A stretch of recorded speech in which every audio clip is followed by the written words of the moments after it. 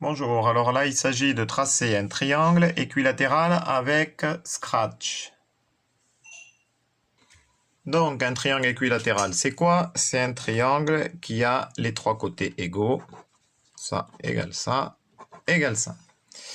La somme des angles d'un triangle est toujours égale à 180 degrés. Et un triangle équilatéral a ces angles qui sont aussi égaux. Donc, si ces angles sont égaux et que la somme des angles d'un triangle est de 180 degrés, 180 divisé par 3 égale 60 degrés. Et ça, on va s'en servir du coup pour tracer le triangle ce triangle équilatéral dans Scratch avec les angles et les distances. Donc, on y va. Oui, avant, ce qui est important à savoir, c'est que là, par exemple, je vais dessiner le petit lutin. Bon, alors, je suis pas très fort en dessin. Hop. Disons que là, il a son nez. Là, il est content. Et ce que je veux dire, c'est qu'il regarde dans ce sens. Donc, quand je vais lui demander d'avancer, du coup, il va toujours regarder dans ce sens. Voilà, c'est ça qu'il faut bien comprendre. Ici, on a un angle plat. Donc, tout ça, c'est un angle plat. 180 degrés. Moi, ce que je veux, c'est qu'ensuite, il aille dans cette direction. Que le lutin aille dans cette direction et dans ce sens. Alors, du coup, je vais lui demander de tourner comme ça. Mais de quel angle je vais lui demander de tourner? Si je veux ici avoir 60 degrés, je vais lui demander de tourner de cet angle-là. L'équivalent de cet angle. Si je lui demande de tourner de 60 degrés, qui regarde de ce côté, il va tourner de 60 degrés ici par rapport au sol, là, si vous voulez. Et 60 degrés, ça fera à peu près là. Et du coup, il va partir dans cette direction. Et là, je me serais trompé du coup. Donc, je vais lui demander de tourner de 120 degrés. Pourquoi 120 degrés? Parce que c'est 180 moins 60. Une fois que je vais arriver en haut, je vais lui demander à nouveau, donc là, il va regarder à nouveau dans ce sens.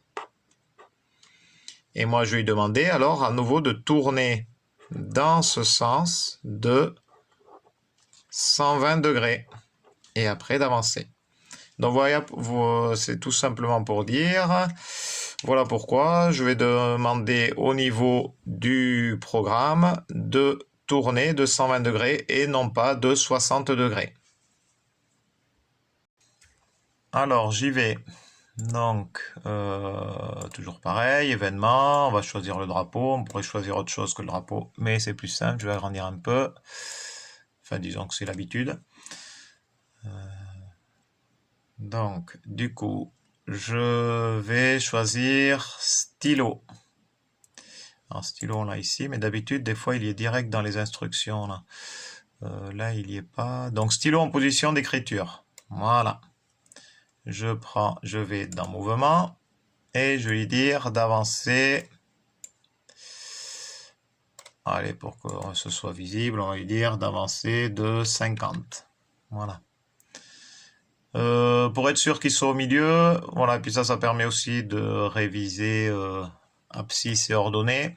Je lui demande d'être au milieu de la feuille, puisque je vous rappelle, le chat, donc, il est positionné dans un repère orthogonal avec l'axe des abscisses ici en X et l'axe des ordonnées en Y. Du coup, là, je lui demande d'être au centre de la feuille, à l'origine du repère, X égale 0, Y égale 0. Donc, avancer de 50.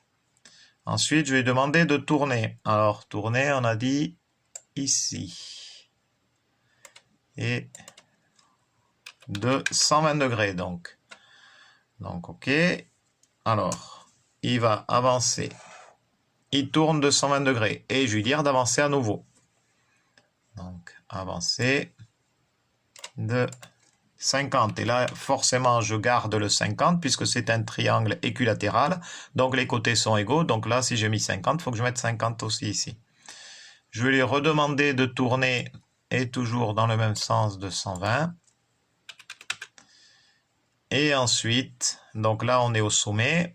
Et ensuite, à nouveau, d'avancer de 50. Et on aura fait le tour. Donc là, 50. Voilà. On voit ce que ça donne. Voilà.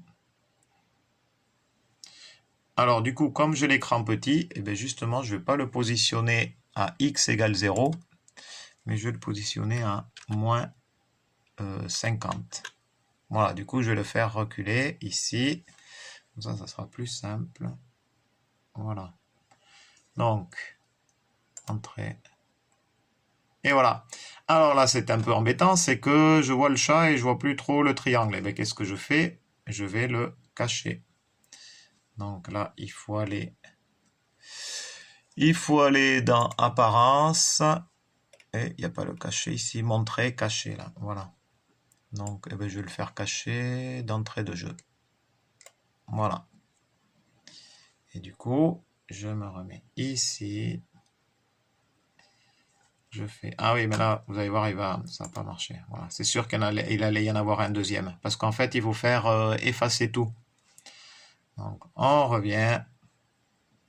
Hop. Et je vais faire...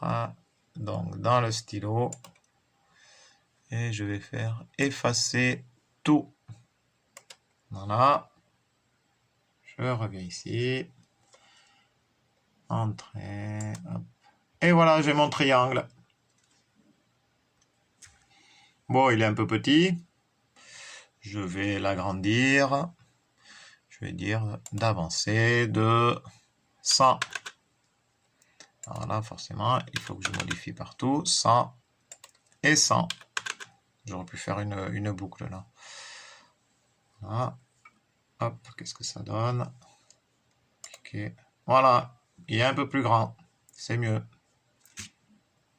Voilà, là je me suis amusé à faire un petit dessin. Vous voyez, donc l'intérêt c'est d'avoir créé un bloc là. Donc vous voyez, en fait un bloc c'est quoi? C'est un petit programme dans le programme principal ici. Donc là je l'ai nommé triangle, j'ai mis ici triangle. Voilà, ça fait un petit dessin sympathique. Il faut voir que Scratch c'est aussi quelque chose d'assez ludique. Donc vous voyez, j'ai fait répéter 10 fois, je vais faire répéter 20 fois pour que ce soit encore plus joli. Et je fais entrer. Et voilà, regardez, hop, je vais faire répéter 50 fois. Ben voilà, c'est joli tout ça, n'est-ce pas? Sympa Scratch.